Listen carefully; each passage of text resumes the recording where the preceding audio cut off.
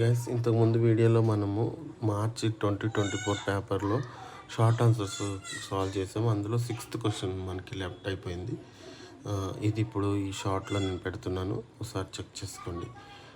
ఇక్కడ ఏమి ఇచ్చాడంటే ఇది కనెక్షన్ అనమాట. 2 చాప్టర్స్కి మధ్యలో connection question, quadratic equation and లాగరిథమ్స్కి మధ్యలో ఇచ్చాడు. సో ఫస్ట్ ఇక్కడ construct quadratic equation having roots అని చెప్పి ఇచ్చాడు. సో మనకి రూట్స్ ఇచ్చినప్పుడు మనకి క్వాడ్రాటిక్ ఈక్వేషన్ ఏంటంటే formula x² minus alpha plus beta, ఇవి రూట్స్ అనుకున్నప్పుడు x² minus alpha plus beta plus alpha beta, ఇది మనకి క్వాడ్రాటిక్ ఈక్వేషన్ అనమాట. సో దీనికోసం మనకి alpha plus beta and alpha beta రావాలి.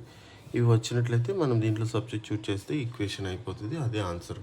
సో ఆల్ఫా బీటా వీటిని మనం ఆల్ఫా అండ్ బీటా అనుకుని సింప్లిఫై చేస్తాం. Let log 8/2 equal to alpha log 100/10 equal to beta అనుకున్నాం.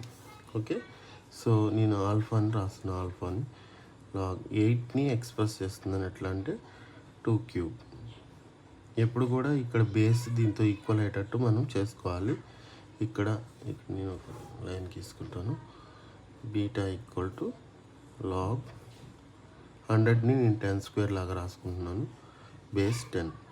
ఇప్పుడు మనకి log x⁴n బేస్ ఎలా ఉంది, n అనేది ముందుకు వచ్చేస్తుంది. n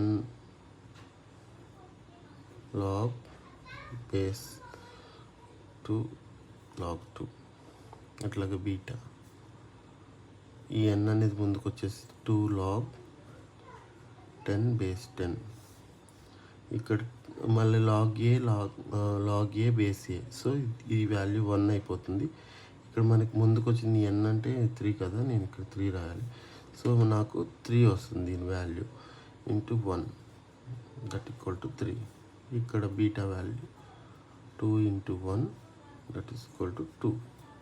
so alpha and beta వచ్చేసినాయి. మనం వీటిని ఆల్ఫా ప్లస్ బీటా చేసేసుకుంటే alpha plus beta equal to 3 + 2 equal to 5. Alpha beta equal to 3 into 2 equal to 6. ఈ వాల్యూస్ని ఇక్కడ సబ్స్టిట్యూట్ చేసేస్తే మనకి ఈక్వేషన్ వచ్చేస్తుంది.